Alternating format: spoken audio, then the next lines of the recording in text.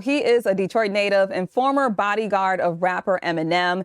His life was marked by violence and addiction, but after almost a decade in prison, he was able to turn it around and into a powerful message for at-risk youth. Joining me now is author Andre Dukes. Welcome. Thanks for being here. Thanks for having me. Absolutely. So first, what was it like being Eminem's bodyguard? It was fun. I can Fun? tell you that. How so? It was fun. It was fun. I got a chance to travel, got a chance to see the world. Remember, I went on tour with him straight out of prison. Oh, wow. So, it was a fun time. Quite the experience, it was an experience. Yes, All right, it was. let's take it back. Before that, you grew up here in Detroit. Yeah. What was that like for you? Growing up on the east side, peer pressure. I can tell you that. A lot of peer pressure. Always seemed like you had a point to prove. Coming up in the crack era, everybody was making money, hustling, so it was the thing to do. Mm-hmm. So, yeah, and things moved on really fast. Ended up going to jail, and coming up then early. I went to jail early as a juvenile, from juvenile to prison. How early? How old were you? First time going to jail was about 12 Oh, wow. or 13. Yeah. And what was that for? What sent you to juvenile at that time? High-speed chase, stolen cars. Oh, wow. Being involved in the streets. Like I said in the book, jumping off the porch too soon. Yeah. Living the life. So speaking of that book, what made you write something specifically for kids as you share your journey and what you went through? Well, I work at a juvenile facility. I'm a supervisor at a juvenile facility.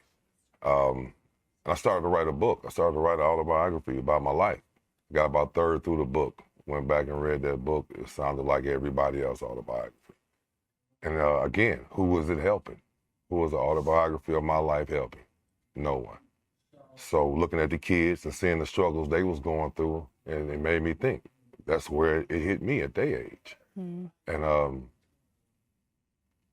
reaching them and speaking their language, it meant a lot to me because I watched them with their counselors and how they didn't respond to their counselors. So I come along, what they call it, ebonics, or however you want to call it. I'm speaking their language. Yeah. So they listening to me. They moving when I ask them to move. I don't textbook them, if that makes sense. I don't textbook them. I come in and I talk to them normal. Like they used to being talked to almost, but telling them to do the right thing. Yeah. Does that make sense? And what are some of those struggles that you saw those kids going through? You name it, drug addiction. A lot of them come in the door with drug addictions, and it's never addressed. It's never addressed. It's the only thing you worry about is their placements. Or they need it. Then when they're 18, they're 18 out. They're 18 out of the system. That's where they need our help at.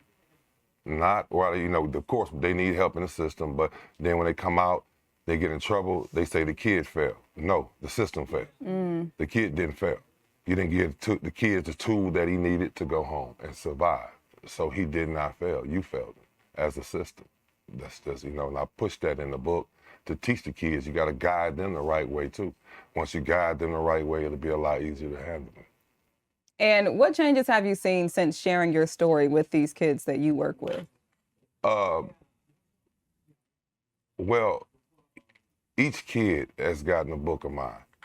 And it's an honor to see a kid come up to me with a book report he did on the book. Oh, wow. So, and that goes a long way. And they're getting something out of it. They understand it. They understand what I'm saying. They say, my mom don't understand it. I said, well, explain it to her. Do that, explain it to her so she can understand it. She'll know where you're coming from and why you want to read this book and not that book, But if it's working and I'm speaking their language and they're doing the right thing, let it work. Let it work. And you are also a father. How has being a dad shaped your mission to help the next generation? Oh, wow. I have 5 children. 4 girls and 1 son. My son's my youngest, he's 20. Again, I say this, I grew up rough, so of course I want to make sure my son do the opposite. He's going to grow up right, so I'm going to shelter him. And I challenge a lot of men who come up like I come up, but shelter their own. Of course you're going to shelter your own, but what about the ones? What about his friend? My son just lost a friend to a drug overdose. Wow. So, and that hurted him, and I saw how bad it hurted him.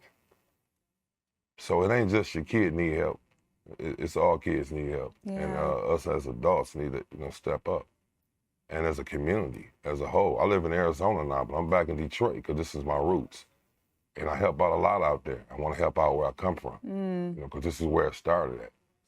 the drug epidemic, fentanyl epidemic. We need to get ahead of that. That's like above us. I lived through 4 epidemics. It was heroin, crack, cocaine, and now fentanyl. Yeah, this is something like we never saw. Wow. Killed my brother 2 years ago. Wow, I'm sorry to hear that. Yeah, and so this is my way of taking out my anger.